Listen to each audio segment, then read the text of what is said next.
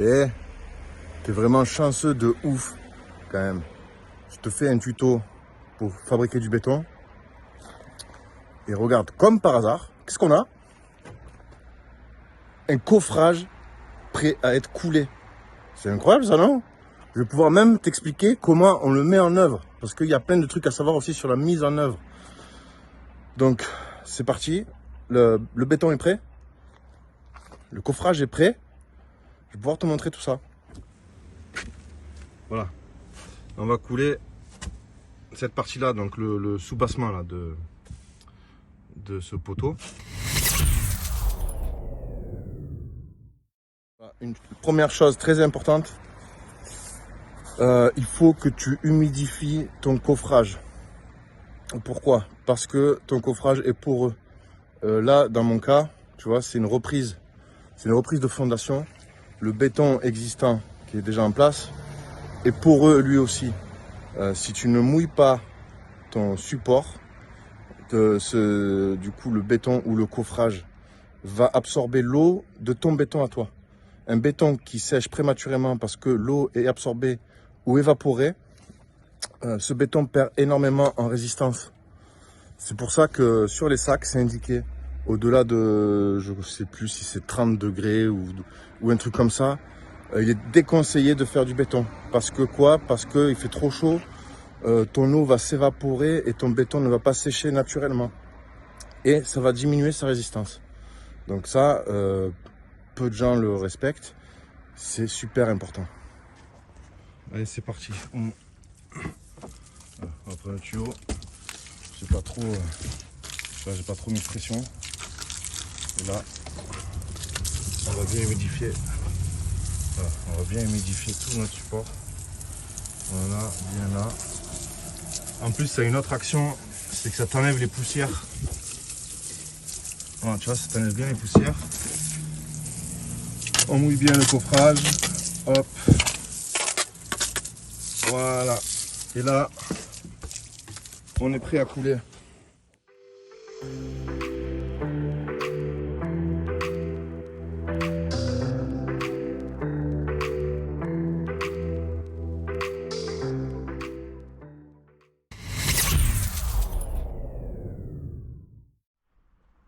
Autre petite astuce, je ne sais pas si tu as fait attention, si ça se voit quand je déverse le béton dans la brouette. Les poignées de la brouette, je les mets du côté du volant. Le volant qui me sert à basculer la bétonnière. Pourquoi? Parce que des fois avec le poids, alors moi ma bétonnière est très souple, elle a un système de démultiplication qui fait que je force pas, mais il y a beaucoup de bétonnières où c'est une pédale et quand la cuve est pleine, ça peut basculer d'un coup et avec la vitesse en tombant dans la brouette, ta brouette bascule. Si tu as les poignées du côté du volant, tu peux retenir ta brouette. Voilà, ça t'évite le désagrément que tu aies toute ta boîte de béton qui se retrouve par terre, le truc bien relou. Bon, en général, ça t'arrive une fois, tu cherches une solution pour plus que ça arrive.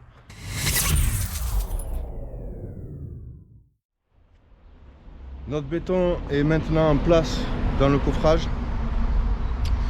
Je vais maintenant aussi t'indiquer une étape importante. Voilà, ton béton, quand tu le déverses, en fait, il y a de bulles d'air qui se créent dedans. Donc en fait, ton béton n'est pas complètement compact. C'est-à-dire qu'il y a des vides d'air un peu comme un gruyère. Voilà. Pour que ton béton soit optimum au niveau de sa résistance, il faut chasser ces bulles d'air. Chasser ces bulles d'air, comment on fait? On fait un procédé qui s'appelle vibrer le béton. Pour vibrer le béton, voilà, les anciens, ils secouaient les ferrailles. Ça fait chasser un peu d'air. C'est pas la meilleure méthode. On tapote avec un marteau sur le coffrage. C'est pas l'idéal. L'idéal, c'est, je vais vous le montrer là tout de suite, c'est d'utiliser ce qu'on appelle une aiguille vibrante. Je vous la montre tout de suite. Allez, voici l'aiguille vibrante. Alors qu'est-ce que c'est? Donc on a ici un petit moteur avec ce tuyau là qui est flexible. Et au bout, voilà, cette partie-là qui est métallique. Quand je vais mettre mon aiguille vibrante, la machine en route, tout l'embout là va vibrer. Ensuite, je plonge l'embout dans le béton. Donc là, je vous amène à notre coffrage. Voilà, le béton là, a simplement été déversé. On voit qu'il n'est pas bien en place. Je vais planter mon aiguille dans ce béton. Il faut que je la plante environ tous les 15 cm.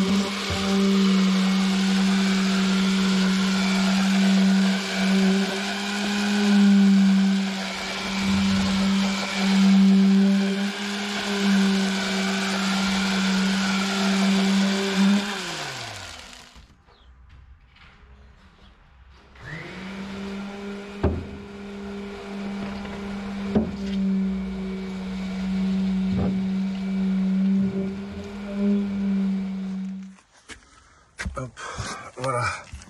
Là, le béton a été vibré. Alors tout à l'heure, j'ai rempli. J'étais à ras de la planche. J'ai vibré, regardez, c'est descendu de moins 6 ou 7 cm. Donc quand toute l'air a été chassée, vous voyez, il devient beaucoup plus compact. Vous avez vu donc du coup comme le niveau du béton est descendu, c'est qu'en fait, le fait de vibrer, le béton prend sa place, devient plus compact. Voilà, il se tasse en fait. Et ce qui fait que voilà, moins on a d'air dedans, plus le béton est résistant. Moi dans mon cas, il y a mon coffrage que vous avez vu qui est devant. J'ai traversé, en fait ça dépasse et j'ai la même chose de l'autre côté à l'intérieur de la maison. Donc c'est pour ça que j'ai fait le tour, je suis allé vibrer aussi l'intérieur. Comme ça l'ensemble de mon béton est vibré bien comme il faut. Là, on se retrouve de l'autre côté du bâtiment. Donc il y a ce béton là, je l'ai décoffré hier. Donc il a été fait il y a à peu près 3 jours. Donc on voit bien qu'il est très dense. Voilà, il y a très peu de petites bulles comme ça. Donc là on peut donc du coup constater que ce béton est de très bonne qualité.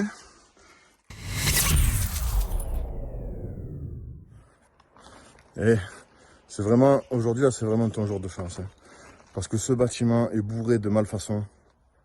Et je vais pouvoir te montrer quelque chose. Hop. Regarde. Là, on a affaire à un béton de très mauvaise qualité. Mauvais mélange, pas assez de sable, mauvaise mise en œuvre, pas vibré. Regarde-moi ça. Tu vois là, quand ça fait ces nids de cailloux, voilà, ça c'est signe que c'est un béton vraiment de merde. Regarde-moi ça. Là, il n'y a que de cailloux, il n'y a même pas de sable. Voilà, à la main, je l'enlève. Donc si tu as ce résultat là, c'est que tu n'as rien compris à ce que je t'ai dit et que tu n'as rien écouté. Donc là mon gars, je peux rien faire pour toi. Alors une autre cause aussi qui aurait pu créer ça, c'est un phénomène qu'on appelle la ségrégation du béton. C'est-à-dire qu'en fait, donc là c'est pas du tout le cas, mais on pourrait avoir ce résultat là. En fait, si le béton, quand il est jeté de très haut, vous avez un coffrage très haut, un poteau qui monte à 3 mètres par exemple, 4 mètres. Vous jetez votre béton de tout en haut, dans sa chute, le béton va se décomposer. C'est-à-dire que les graviers qui sont plus lourds vont aller plus vite que les agrégats moins lourds. Ce qui fait qu'arrivé dans le coffrage, votre béton va être complètement disloqué. Si vous êtes un peu observateur, les gros immeubles qui sont entièrement réalisés en béton, quand vous voyez la mise en œuvre, c'est-à-dire qu'ils coulent dans leurs banches, donc souvent il y a des grues sur ces chantiers, ils coulent avec, il y a une benne qui est remplie de béton, et ils viennent charger le béton dedans, et ils viennent l'apporter au-dessus des banches pour couler. Regardez bien, la benne, elle a une goulotte, on appelle ça une chaussette. elle a une goulotte qui descend en fait dans le coffrage pour éviter que le béton ne tombe de trop haut et ne se désagrège comme ça. Voilà, donc pour éviter ce phénomène-là. Donc attention aussi à la hauteur de laquelle vous jetez le béton. Vaut mieux un poteau qui est très haut, vaut mieux le couler en 2 fois. Vous en coffrez la moitié, vous coulez, vous vibrez bien comme il faut. Vous laissez les ferrailles suffisamment dépasser pour pouvoir faire une reprise. Et ensuite vous coulez le reste. Ça vous évitera ce genre de merde.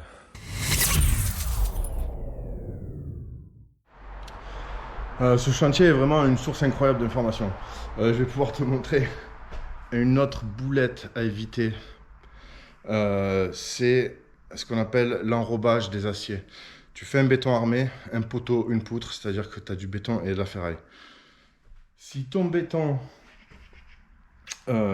n'enrobe pas assez le fer, c'est-à-dire que l'espace entre le bord extérieur de ton béton, donc dans le cas d'un coffrage, donc ça va être ton coffrage qui va déterminer le futur extérieur du béton, le fer, donc dans la norme, il doit être enrobé d'au minimum 2,5 cm de béton.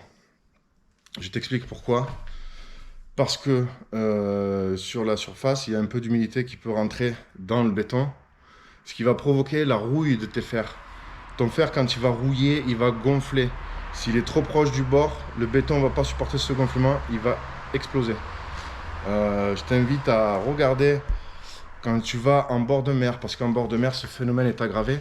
En bord de mer, c'est pas 2,5, c'est 5 cm minimum d'enrobage des aciers.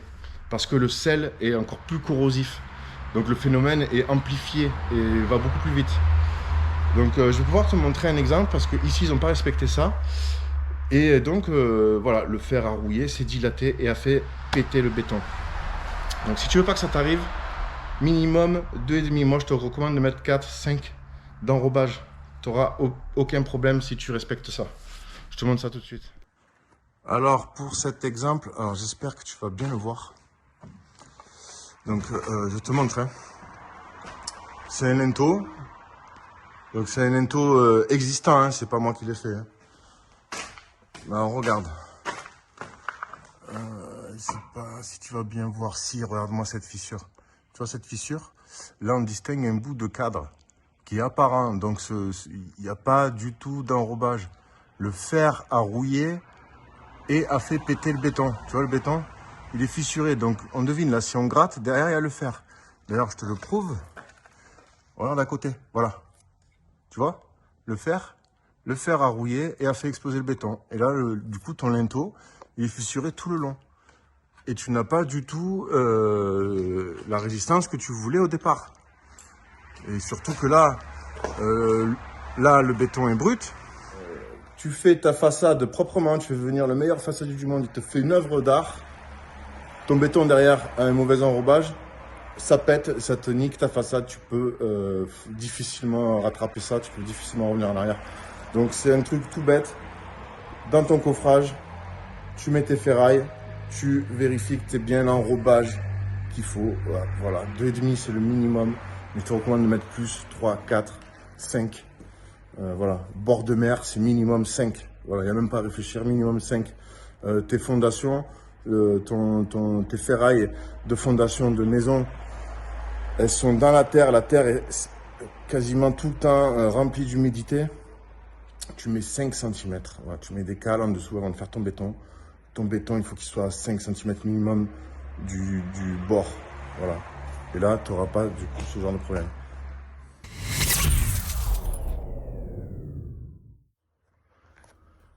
Tout le matériel que tu as vu, que je t'ai présenté, donc ma grosse bétonnière derrière qui permet de faire 2 sacs, le réservoir d'eau qui se remplit tout seul avec l'eau, le système pour couper l'eau tout seul, l'aiguille vibrante, voilà, tout ce matériel là. Si tu habites dans ma région, moi je suis dans le secteur Gare Hérault, je suis à la frontière, voilà, entre Nîmes et Montpellier. Ce matériel là est disponible à la location. Donc tu as besoin de faire un truc, tu n'as pas le matériel, tu n'as pas envie d'aller te faire assassiner par les grosses enseignes de location, tu peux me contacter, je peux te le louer, voilà. Même si tu es professionnel, je peux te faire une facture, tu récupères à la TVA. Voilà. Tu es maintenant prêt à faire du béton de bonne qualité, comme il faut, comme un pro, un vrai pro. Tu peux t'attaquer du coup à faire tes linteaux, tes poteaux, tes dalles, sans te soucier de savoir si ça va tenir ou pas. Tu as les bons outils, tu as le bon dosage, tu as les bonnes règles à respecter, tu as la bonne méthode pour le mettre en œuvre. Donc, tu n'as plus qu'à bosser maintenant. J'espère que cette vidéo t'aura plu. N'hésite pas à t'abonner, je ferai d'autres tutos sur d'autres choses. Tu peux me mettre en commentaire s'il y a des choses qui t'intéressent. Ça peut m'aiguiller si je peux aider. Ce sera avec grand plaisir. Je vous partage tout ce que je sais. Je vous partage l'avancée des travaux. J'espère que voilà, qu'on va se revoir très vite. Et je te dis à bientôt.